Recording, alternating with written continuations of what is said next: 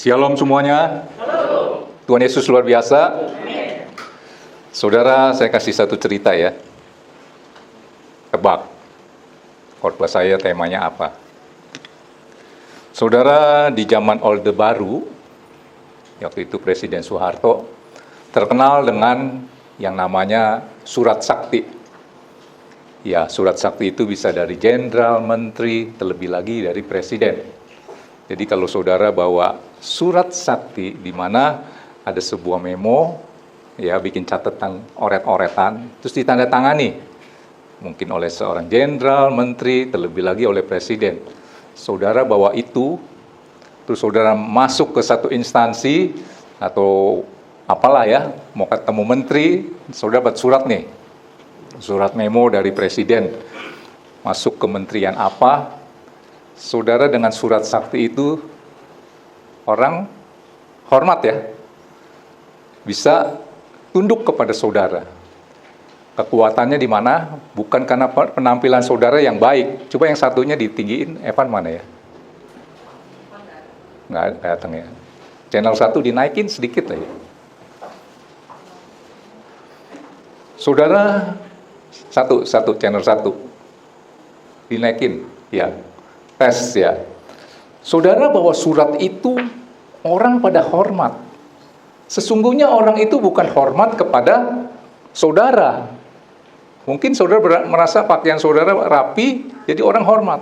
Saudara tahu mereka hormat dengan apa? Surat sakti. Ya, udah nangkep nggak? Tema apa yang saya mau sampaikan? Belum nangkep juga. Saudara pernah nonton film silat atau film kungfu, film kerajaan? Di situ ada panglima, jenderal tertinggi, tiba-tiba ya lagi terjadi apa gitu ya, perbincangan mungkin rapat ini itu tentang perang, tiba-tiba datang utusan raja nih. Ya mungkin satu rombongan, itu sih orang biasa aja. Ketika si utusan itu berkata, "Saya membawa titah raja." Biasanya kan dibukanya begini kan? Pernah nonton dong film kungfu atau film silat? Pertanyaan saya, waktu si utusannya itu buka begini, apa yang akan dilakukan oleh orang sekitar itu termasuk jenderal dan panglima tertinggi? Biasa-biasa aja. Bagaimana? Langsung tunduk gitu. Sepertinya menghormati si utusannya. Mengerti gak? Betapa dahsyatnya, hebatnya surat sakti itu. Saya sering tuh nonton film, begitu utusannya begini buka aja, utusan, maksudnya sabda raja, semuanya langsung nggak berani memandang itu, semua tertunduk dengan berlutut, langsung dibacakan, perintahnya begini. Tema khotbah saya, sebelum saya ucapkan, kalau saya cerita tentang tadi surat sakti, di mana orang jadi segan dengan saudara, terus ada rasa hormat. Kenapa bisa seperti itu? Karena yang membawa surat sakti itu, mungkin dari jenderal, atau dari presiden, dari menteri. Kalau saya bawa surat sakti itu, berarti saya sedang menghadirkan yang nulis surat ini. Nangkep gak? Makanya mereka jadi takut.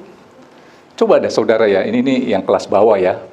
Kalau diprit sama polisi aja, ya mungkin pendidikannya kurang tinggi, keluarin kartu nama, kenal dengan siapa gitu di polisi. Pernah seperti itu? Kenapa dia keluarin kartu namanya si polisi itu? Ya mungkin pangkatnya kolonel, maijen. Dia sedang mencoba menghadirkan sosok itu yang mungkin disegani, dihormati, ditakuti di dalam hidup orang itu, sehingga nanti polisi yang waktu mau tilang begitu lihat, atau mungkin saudara pernah foto sama seseorang gitu ya, yang punya pengaruh, sambil buka dompet mau keluarin STNK, sambil kasih lihat bahwa saya pernah foto sama orang yang berpengaruh. Dengan demikian dia sedang apa? Mencoba menghadirkan orang yang berpengaruh, yang terhormat, yang disegani di dalam hidupnya. Tema khotbah saya, menghadirkan Tuhan dalam hidup kita. Itu dahsyat. Dia raja di atas segala raja. Sudah nangkep ini? Ya? Oke. Nah, tema khotbah saya adalah kuasa kehadiran Tuhan atau menghadirkan Tuhan dalam kehidupan kita. Saudara, jujur aja, dalam kehidupan saudara sehari-hari, apalagi yang cinta dengan kemewahan, ya, menghadirkan sesuatu atau orang di dalam hidupnya, pasti ada tujuan dong. Kalau saya menghadirkan kemewahan, tujuan saya apa?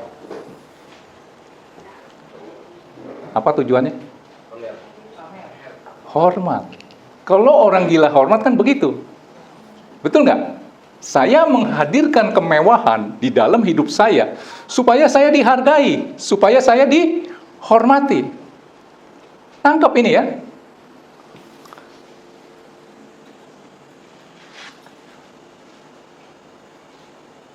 Nah, saudara, sebelum saya membahas lebih jauh, saudara sudah menangkap ya. Beberapa minggu yang lalu saya sampaikan bahwa kebahagiaan itu kan ada dua, ya. Bahagia itu ada dua, satu senang, satu sukacita. Kalau senang itu dia dari luar masuk ke dalam, jadi senang. Artinya ada kejadian dulu, dihormati orang. Nah, itu kan dari luar tuh, masuk ke dalam dia senang. Sedangkan sukacita tidak akan dipengaruhi dari luar. Mau dihormati, mau tidak dihormati, itu tidak akan mempengaruhi sukacita. Karena sukacita itu dia dari dalam keluar, meluap. Kenapa bisa begitu? Karena di dalam ada Kristus. Di dalam ada Tuhan. Nah, ini saya mau menyampaikan, saudara bayangkan kalau saudara punya sesuatu yang powerful, yang luar biasa, tetapi saudara tidak bisa menghadirkan itu, kan saudara rugi, betul nggak? Saudara kalau punya jam tangan yang bagus, yang kalau orang lihat langsung orang stempel saudara kayak beginilah. Kalau saudara punya BMW, terus saudara tutupin mereknya, kan bodoh. Harusnya dipamerkan dong ya, supaya orang hormat BMW, padahal duitnya di kantong cuma 50.000. Daripada saudara naik bajai bawa duit 20 juta, nggak dihormati. Nggak percaya, coba saudara ke hotel, bawa bajai ini, saudara di halaman aja udah diomelin orang. Jangan masuk, kalau bajai itu di sana tuh parkirnya. Atau naik motor lah. Saya pernah dulu naik motor, parkirnya ampun-ampun, gedungnya di sini, parkirnya di gedung ini. Ada rasa kesel juga. Itu namanya diskriminasi ya, terhadap orang-orang yang naik motor. Walaupun saudara bawa duit satu keranjang 20 juta, nggak dihormati. Tapi saudara bawa BMW, dihormati. Sebenarnya orang itu bukan menghormati pribadimu. Walaupun temperamen kamu suka marah, karakter kamu buruk, dia lihat BMW-mu. Kalau saudara punya Tuhan, saudara tidak menghadirkan dalam kehidupanmu sehari-hari, kan rugi. Seperti saya tadi katakan, saudara punya BMW, dicat putih semua, mereknya dihilangin, bodoh. Betul nggak? Ya, tangkap ini. Oke. Tadi saya katakan kebahagiaan manusia ada dua ya, senang dan sukacita. Senang itu dari luar masuk ke dalam, artinya harus ada peristiwa. Apalah, pokoknya harus kejadian dia baru senang. Tadi saya katakan, ya bukan tadi ya, saya sering katakan, saudara hilang dulu lah sesuatu, dompet saudara hilang kayak ketinggalan di toilet, baru ingatnya 3 jam kemudian, pasti saudara kelabakan dan sedih. Ya, penuh duka cita, aduh kenapa bisa hilang? Senangnya tunggu apa? Ketemu sama cleaning service. Ibu ketinggalan tas ya? Atau dompet ya? Oh iya, seneng tuh dia. Kenapa? Ada kejadian. Kenapa? Dompet hilang ketemu. Sukacita tuh nggak seperti itu. Tidak dipengaruhi seperti itu. Ya. Nah, artinya saya simpulkan bahwa kebutuhan manusia adalah sebenarnya ketenangan, damai sejahtera. Saya lihat banyak orang kayak mantan mafia, dulu kejamnya bukan main. Dia biasanya saya lihat nih bertobatnya itu tunggu di usia sudah menjelang, ya seperti usia saya, baru tuh bisa bertobat. Karena apa? Waktu dia muda mungkin dia melakukan ini, melakukan itu. Sebenarnya yang dicari itu apa? Ketenangan dan damai sejahtera. Dia pikir dengan banyak uang kali bisa. Maka dia melakukan ini, melakukan itu, menggelapkan ini, jual narkoba, banyak uang, nanti saya bisa tenang dan ada hidup di dalam damai sejahtera. Dia pikir begitu, sampai setelah usianya 60-70. Dia baru bisa mau bertobat itu. Umumnya, ini saya nonton film juga ya. Kan dia mencari ketenangan. Dia udah nggak mau ribut-ribut lagi. Betul nggak? Jadi kebutuhan manusia utama adalah apa? Ketenangan dan damai sejahtera. Itu bisa kalau ada Kristus di dalam hatimu. Makanya dia disebut Raja Damai. Maka saudara akan memperoleh damai sejahtera. Ya. Nah, saya katakan begini. Damai sejahtera yang sejati bukan tiadanya perang. Kita pikir, wah udah nggak ada perang nih. Wah pandemi udah berlalu. Bukan seperti itu. Karena firman Tuhan. Yuk kita baca Yohanes 14 ayat 27. Damai sejahtera yang sejati bukan tiadanya perang atau tidak lagi ada pergumulan, melainkan adanya hadirat Tuhan. Itu cukup. Saya bersaksi sedikit ya. 14 Maret yang tahun 2021 saya katakan saya mendapat masalah begitu berat. Mau pakai logika saya mau ngatasinnya bingung. Mau pakai cara apa nggak bisa. Apa yang saya lakukan dalam doa saya? Saya cuma berkata sama Tuhan, nyatakan kehadiran-Mu di saat ini. Saat saya berdoa, ada Tuhan, dan saya mau merasakan Tuhan tuh tenang Yulias. Itu aja udah cukup. Bahkan lebih ekstrim saya mau ketika saya berdoa, tiba-tiba ada sinar gitu. Untuk menyatakan, aku hadir untukmu. Tenang Yulias. Saya minta ketenangan sebenarnya. Waktu itu saya kacau, seumur hidup saya belum pernah mendapat masalah seperti itu.